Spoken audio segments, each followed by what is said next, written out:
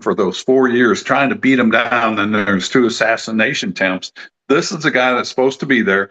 This is a guy that we need to rally around and help give him guidance in a respectful way and challenge him on things that, you'd say, it's probably not the best thing to do. And if we do it in force, in mass, as the American people, as the MAGA supporters, he'll listen to that. But when you have, people like Anna Paulina Luna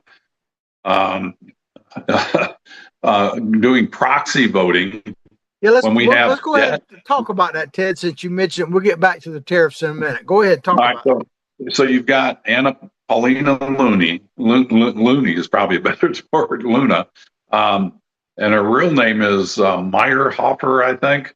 And she's got a really interesting past. I don't know if I sent that to you. So she brings up proxy voting. She's one of 9 Republicans that voted for this. They brought it up on what we call proxy voting means. Proxy voting is what Nancy Pelosi brought in during COVID, where you don't have to be on the House floor to vote. So you can vote remotely. I can get a surrogate to vote for me. Like if you were in the office, John, I could say, John, I'm afraid to come up there. I've got COVID. In fact, my last 2 weeks, I had COVID, so I couldn't go back. I didn't ask anybody to proxy vote for me because I just didn't believe it. And so I can vote remotely. I know a representative from the 2nd District of Florida who has been redistricted out, and he's out of Congress. He was a state senator. Once they put in proxy voting, he never was back in Washington, D.C. for the 2 years. Wow. But he got a check. And so proxy voting allows people to stay home and vote. And the whole idea behind this was for nursing mothers. There's been 14 babies born to women in Congress since the beginning of time, 14. But now it's a big issue with everything that's going on, the debt, trying to get the Trump agenda, trying to get the budget passed, these other bills that are very, very important that we get through now. When you look at the assaults on Trump and the lawsuits he's having, where does proxy voting come from? I mean, who is in anybody's district saying, you know what, I wish they would vote for proxy voting for the 3 or 4 mothers up there that may be nursing right now? And I don't mean to demean that, but it's like, is that really on the top of the list of things that we need to worry about at this point in time in our country? And what it did is they brought it in on discharge petition, which means it just goes right to the floor. Only 9 Republicans voted for it, and you can look them up. There was Anna Paulina Luna, Greg Steube, which kind of surprised me, Jeff Van Drew, and I forget the other ones. But every Democrat voted for it. That tells you really all you need to know right there. You ceded the power to the Democrats, and what it did to the Republican majority is it shut everything down as far as voting this week. And they had bills coming up to fund the government, for the rest of the year. I think it was May of next year. I forget what the date was. But, I mean, we've got the National Defense Authorization, and we've got all these things that are really important that keeps this agenda going. And then out of left field, somebody brings up something that's not even an issue, and it shuts the government down. People like her and that people that voted for that, they need to get out of office. The other thing is it gives them proxy voting. Get this now, for 12 weeks. That's 3 months. So you can stay home for 3 months, and it's also for the husbands. Wow. Well, it gives, what it does do is give special privileges to the political class that the working class would never get. So, absolutely. I mean, at its fundamentals, that's wrong. But it made me think of there is one little sliver of potential good news in that, is because I got to thinking about it when you were please enlighten me.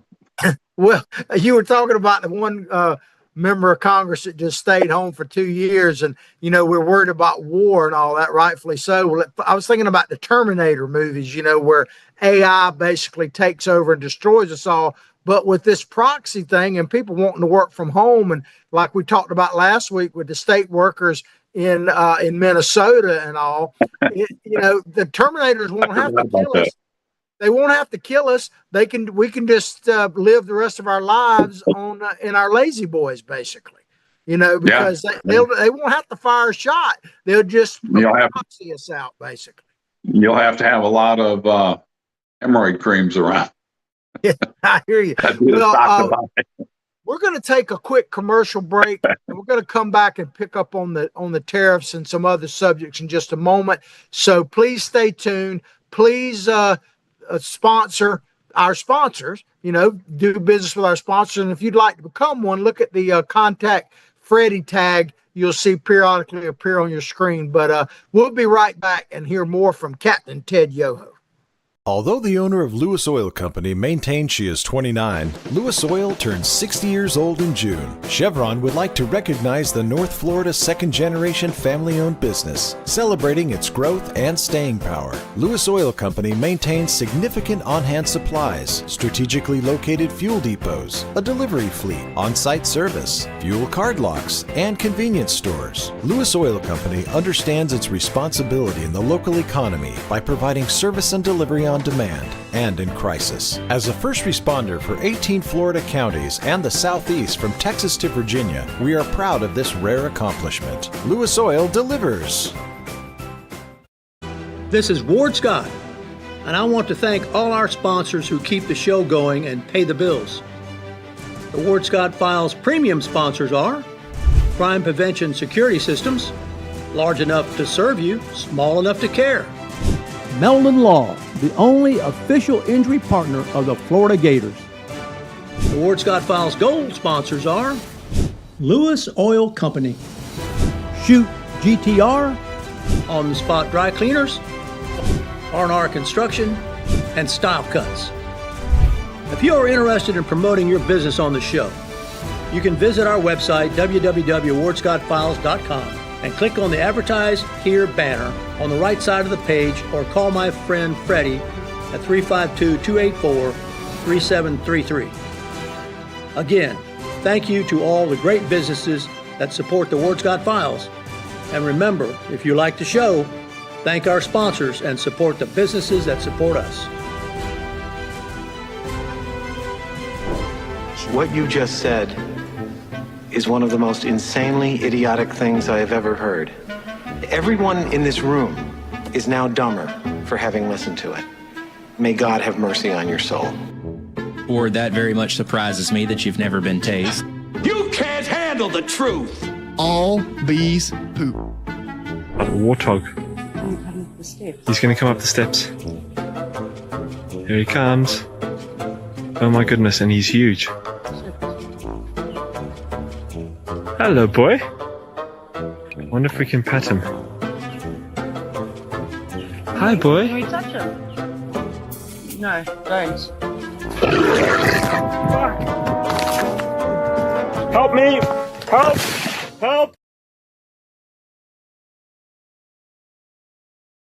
Well, I know you always like to laugh at that old warthog, so I thought I'd tell you, Ted, about a funny bumper sticker I saw a couple of days ago. I was driving down the highway, and I came up on a Tesla, and a pretty new one. And on the back, it had a bumper sticker on it that said, "I'm an anti-Elon Tesla owner." I don't even know what that means, but they were. So I thought about that, and it made me think about all the crazy and great people we also met at the Tesla demonstration that we live streamed last week. You know what we did, and I got to rekindle people I just really enjoyed being around were Randy Alrad and John Pastore, who own Crime Prevention and were great sponsors of the show. And I was talking to Randy, and she was one of the main organizers of that. I don't even know if she owns a Tesla, but she just likes what Musk is doing. And keep in mind what they're doing, cutting government. It's amazing, and it's what really needs to happen. And so it was great to see John and Randy there from Crime Prevention, and just a lot of respect for her getting out there and just saying, this is wrong, we're going to support Tesla. And a guy driving around, he's anti-Musk driving a Tesla. It's funny because I saw, and I think it was one of my last campaigns, there was a white Tesla that had a Ted Yoho for Congress bumper sticker on it, and it might have been my opponent driving. Okay, I don't well, know we'll how I have to got figure there. Well, I'm not really surprised you mentioned the past stories that about liking it and Randy Elron liking Mr. Musk, but they're great business people, so it's natural that they would like a great business person. To me, like Elon Musk, politics aside, and that's why people like myself and others support President Trump. And that's why I trust him through what's happening with all these terrorists who've been talking about tariffs because he's been, Trump, this is not new to President Trump. Trump was actually talking about tariffs on the Oprah Winfrey show back in the 80s and things like that. So he knows exactly as a businessman what he's talking about. Well, when you start looking at the imbalance amongst these countries, I forget what China was when I was in Congress, it was around $483 billion trade deficit. I think the European Union is over 200 billion or whatever it is in a trade deficit. Mexico, 100 and some $billion trade deficit. And it just goes around the world. What that means is we're paying for their product. They're charging us, bring these products here, our products going over there. They're charging us that much more and they're benefiting from it. And it's American taxpayers. So how long do you let that go on without adjusting it? Because it drives the cost up in here. And so this is an adjustment. It's going to be ugly. But, when you wait to adjust these things, and people say, well, we could do it gradually. I agree. It would probably be easier. But if Trump loses the midterms, it's gone. You lose that opportunity. I say hammer it down. Let's suffer through this together collectively, knowing at the end of this, America is going to be stronger, and we are going to be in that golden age of America. Yeah, well, here's the thing about Donald Trump.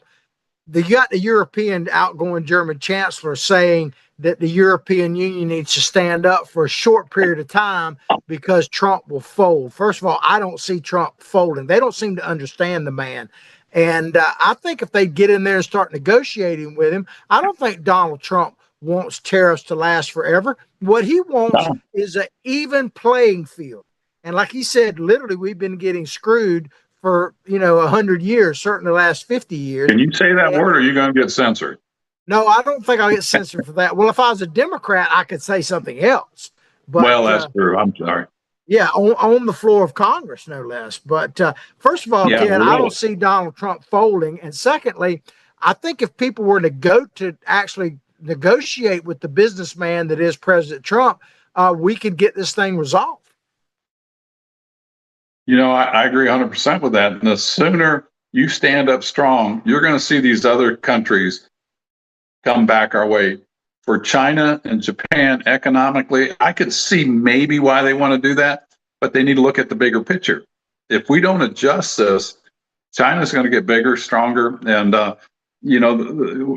something I meant to bring up, and we've talked about this before, China literally controls 100% of the rare earth minerals in the world. 100%. Over 4,000 pounds of rare earth minerals go into our F-35s. Goes into every computer chip, every computer, every electronic gadget, the little thing that makes your phone vibrate. That's rare earth minerals. So they're ubiquitous around us, and they're controlled by a country, and they have used this in leverage. If you don't go along with their way, they use it against you. They've done it to us on a metal called, I think it was germanium or something like that, and they've done it to Japan. And this is something they're going to ramp up doing. The other thing is APIs, active pharmaceutical ingredients that go into our pharmacy drugs. China literally controls 100% of that. And I don't want to get into it because it gets really long, but those products that they're shipping over here, they're tainted with nitrosamines, melamine, they're all toxic things. They're carcinogenic. And there's a big movement to move all this stuff out of China, all the manufacturing out. And so we need to stick together. We need to put the economic pressure on China and drive them into an economic collapse. Yeah, well, we definitely need to stand our ground. Well, the EU Trade Commissioner, and I hope I say the name right, Maroš Šefčovič, Sounded good to me. It's good enough. was I'm not precise even in going to ask his you how to language, spell. stating that the unjustified tariffs, it would inevitably backfire. The commissioner went on to, this is the EU, warned the bloc wouldn't stand idly by if they don't seem to get a fair deal from Washington. So it made me think about what is the definition of a fair deal? Because one definition of fairness is you get exactly what you deserve. You know, the fairness, which I don't like to be judged by that, but I've been judged by the grace of God, which is a better path, but that's another story. A better judge. But what is the definition of a fair deal and a level playing field? Because the way I look at it, if you think about it, I think that the tariffs themselves will potentially create a level playing field, which is what fair trade is supposed to be about. Because clearly we don't have a fair deal and fair trade now. I know, and it goes back to George Washington. Honest and open and free trade with all nations, entanglement with none. And I think we need to get back to the basics. You know, they're saying they want free trade or fair trade, but look at how much we're spending on tariffs over there to get our products over there, how much they charge us. And I guess they think that's fair. And if we don't charge them, if we charge them the same thing, they're like, well, you're not being fair anymore. Well, you weren't being fair when you're shipping products here. We're doing an adjustment so that we all are fair. And the idea is it's going to be so erroneous and so painful for them and their consumers as it will be for us that they'll both come together and they'll start ratcheting these things down and get rid of the tariffs. Yeah, tariffs are also a good way to raise revenues by governments. And that was the other part of the plan is they were going to bring in, I forget how many hundreds of billions of dollars by the tariffs. And the administration was talking about giving tax reliefs to people in the country because they realize it's going to be burdensome on the American taxpayer for those of us that pay taxes. And it's an adjustment. It is not permanent. It's temporary. But this is where, John, this is where we have got to stick together behind the agenda. The game plan is to get beyond this. And that's what's going on with all these cuts they're doing up in Washington. There's not enough programs they can cut to balance our budget. You're going to have to grow the economy. And Trump has got commitments of $3 to $4 trillion of investment coming into America. So, yeah, you know, well, we're right at the beginning of mixing up the batter of whatever you're going to cook. You're throwing all the ingredients in there. It's messy. But when you get it all blended together and cook it, it comes out pretty good. Well, there's one philosophy that China has that, and I'm not advocating we be like China, hardly in any capacity, but one thing that they do have that is kind of characteristic to them based on their ancient history, I think, is patience. They have patience. The average people, I'm not just talking about their leaders, they have patience. And Americans, that's one thing we're losing all the time, a patience and our attention span. And, you know, TikTok is different for us than them and all that kind of stuff.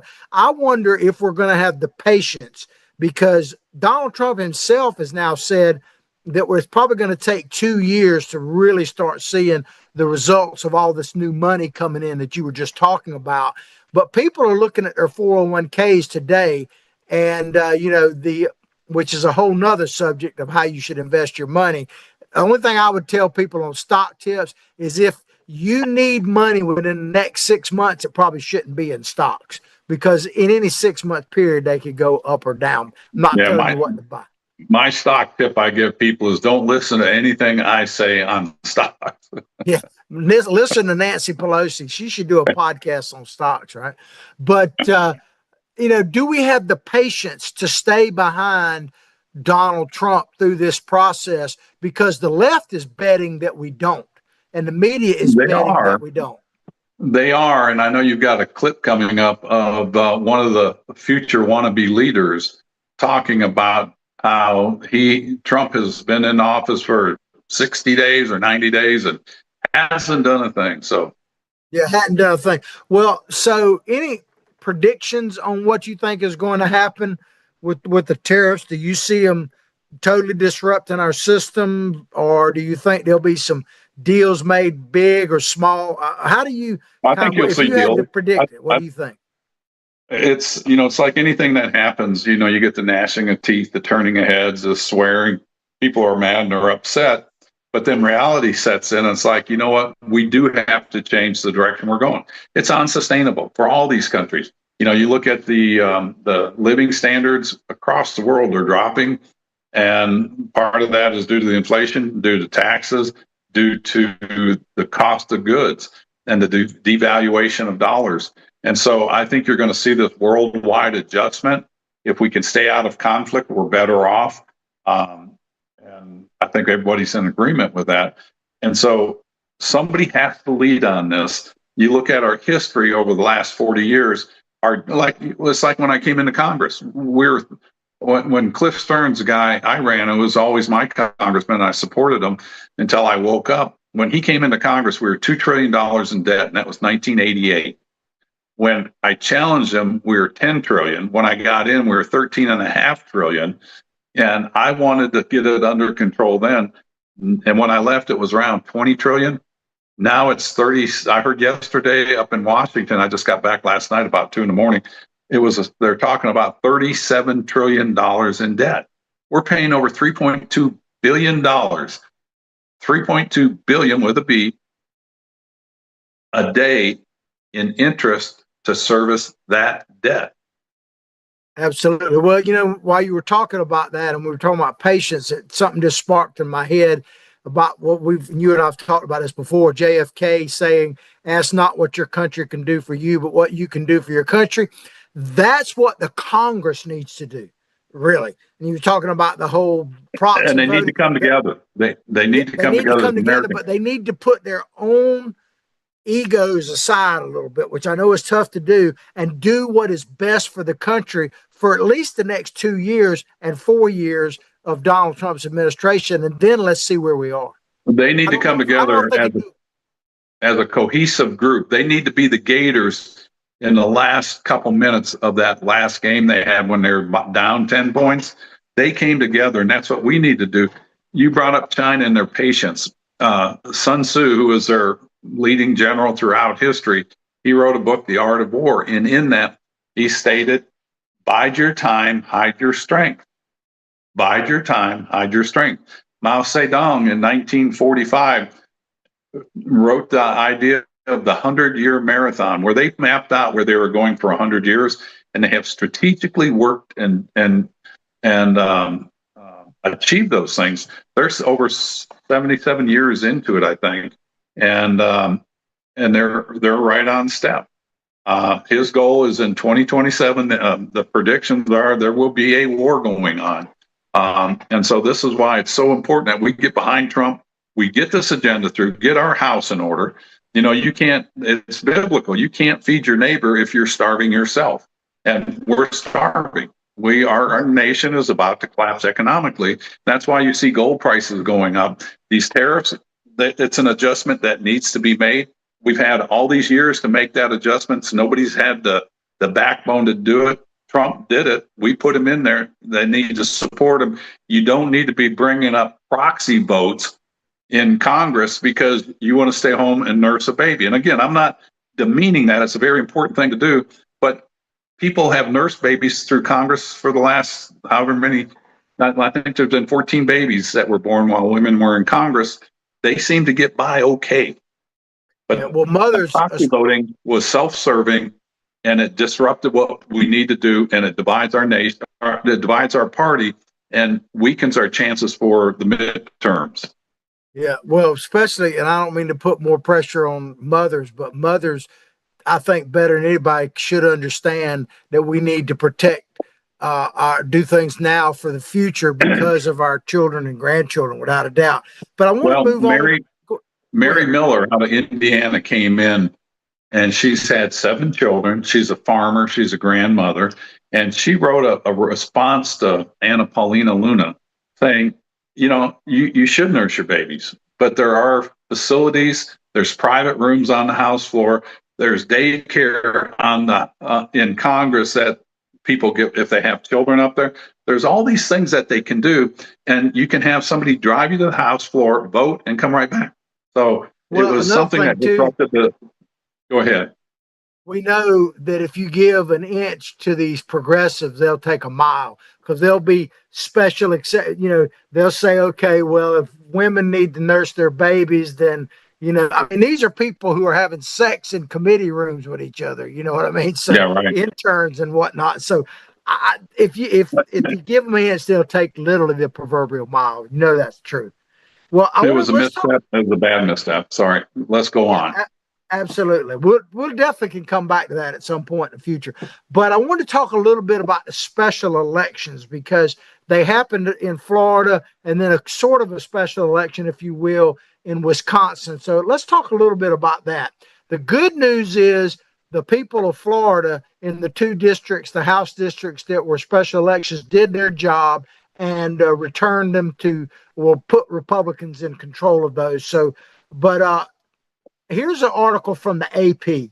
It says Democrats in the westernmost part of the Florida Panhandle, talking about Escambia County, where I guess was it Pensacola? Yeah, Pensacola is. They actually won that county, and but they did not win the overall district. That went to Jim Petronis. But they're talking about the margins were less, and so the Democrats are saying basically kind of what Hakeem Jeffries has been saying, that the Republicans are on the run. But the truth is that the Republicans won but pretty handily in both seats. And I just wanted to hear your opinions on that. And we'll talk a little bit about what the Democrats are trying to read from that. But what do you read from the success in Florida? Well, number one, it's success. I mean, we got those two seats solidified. The margins weren't near what they were for Governor DeSantis or President Trump in the general election. So when you break it down and analyze it, this was a special election. They historically have a very low turnout.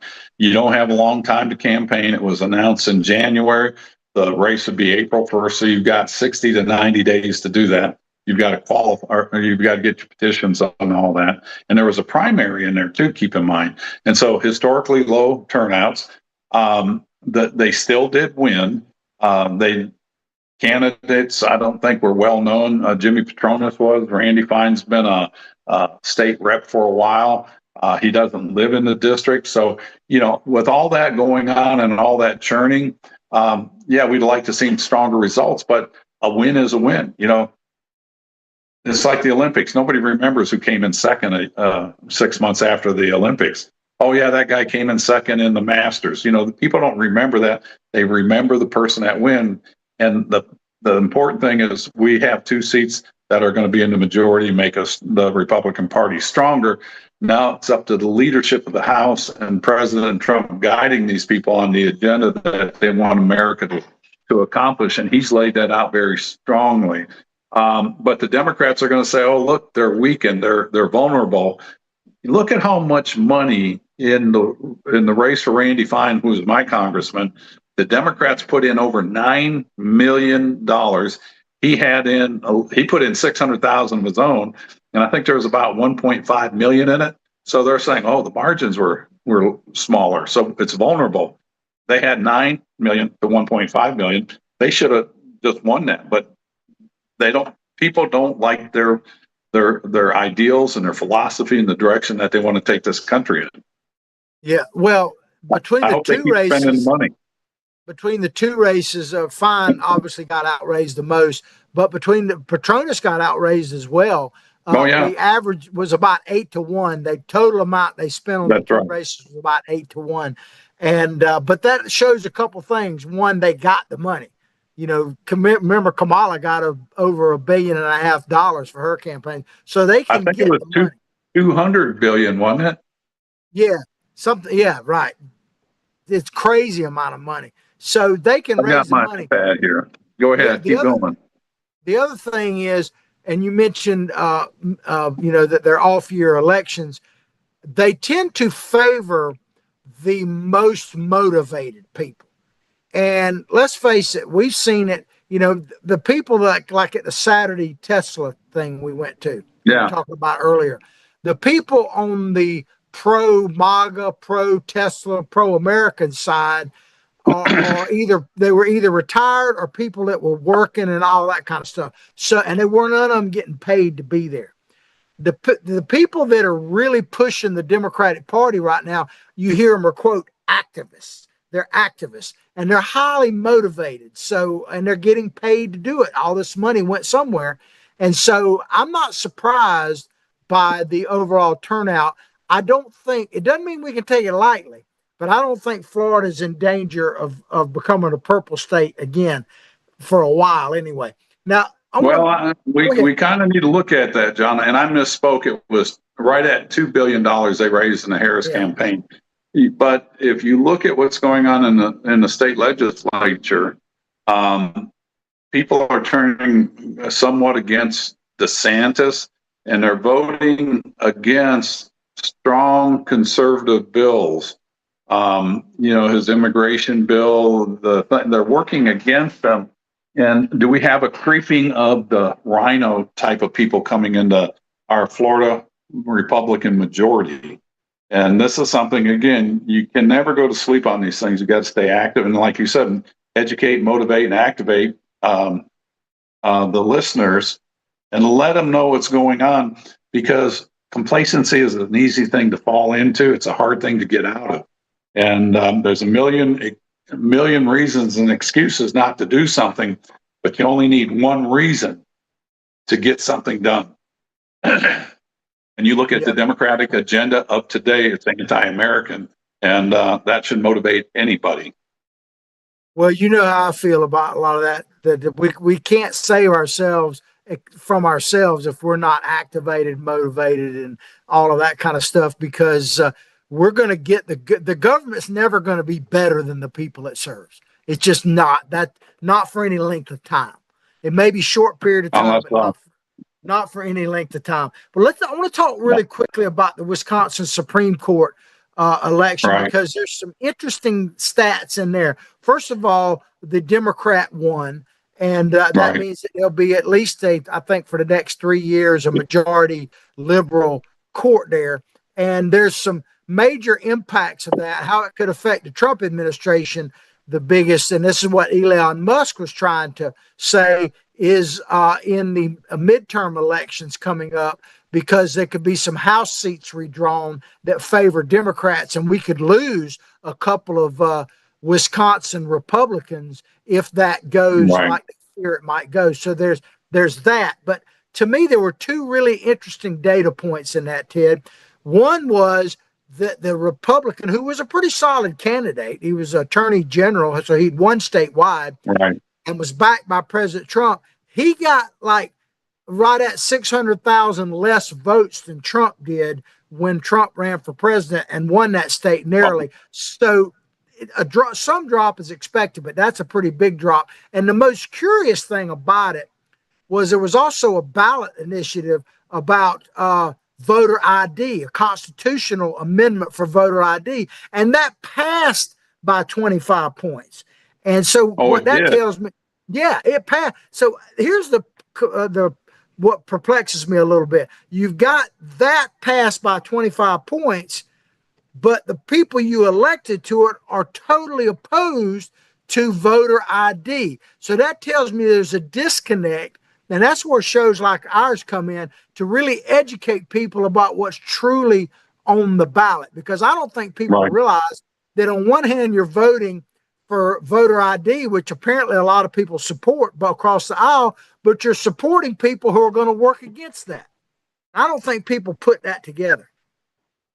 No, I meant to look that up last night, as I was flying home, but I failed to. But I mean, I think your analogy is perfect on that. Yeah, and so that's one of the things I try to talk to people about. And, I repeat myself, but if I say it, it bears repeating, Ted, that we do need to educate, activate, and motivate people. And what I tell people, I know you fall into this category, Ted, I'm sure, because I grew up with it with my dad, that people would come to my dad, call me too now, and they don't understand something, a ballot initiative or who to vote for. They'll say, who are you voting for? Who are you voting for?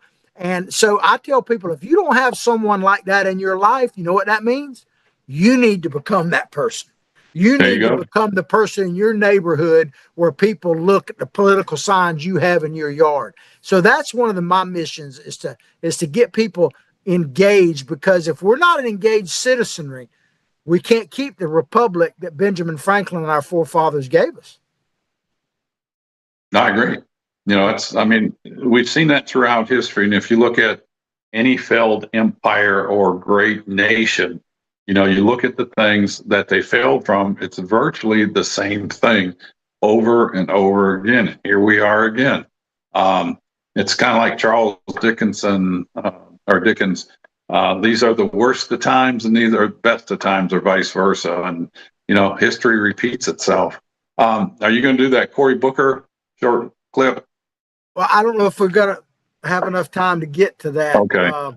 We could play that on because I wanted to make this point. I think really Florida Democratic Party Chair Nikki Fried. This is what she said about the Florida elections, but you could paste it over the Wisconsin one. She said it's a warning sign for Republicans in Florida and across the country, and it should send shivers down the spine of Republicans. And I agree with that up to a point. But my question would be, will they actually campaign that way, or will they stay with these crazy issues? And I want to play this. I think it's a very important, very short video.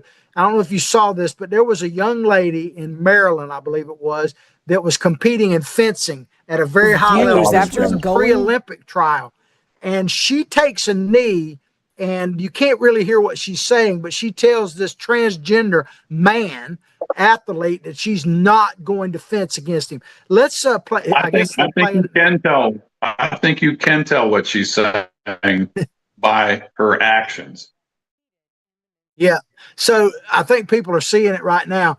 To me, that right there, I mean, are they going to campaign against voter ID? Are they going to campaign against women's rights and all of this stuff? Are they going to campaign against waste and fraud, and or for waste and fraud in government? So I don't know that they have the courage to do that. Well, I guess we got about 3 minutes left. We can play a little bit of Cory Booker, because this is him setting a record, 25 hours. We're only going to play a few seconds of Cory Booker, and I'll ask you when we come back, is this the new That's leader? probably the most productive thing he's ever done in Congress since he's been in. So let's play that Cory Booker video real quick, and then we'll close the show out. Donald Trump, they're writing me letters with words like fear and terror. They're talking about staying up at night and not being able to sleep because they don't have a president that comforts them. I mean, it's almost like you can't make this up, honestly. Another story from a Social Security employee in New Jersey. Well, I would encourage people to look at as much of that 25-hour video as they can, but as they can stomach it. Is Cory Booker the new leader of the Democrat Party? Let's hope so. Let's hope so, because everything he talks about that we're not doing is stuff that they caused with the garbage they did. And they're blaming Trump and the Republican parties for not fixing anything. Give me a break. It's the same story they tell over and over again. And he wants to be the reincarnation of Barack Obama. Let's hope that never happens in America. Anyways. I hear you. Well, I hope you've enjoyed the show as much as we've enjoyed bringing it to you. Have yourself a great weekend. Remember, go Gators, Ted.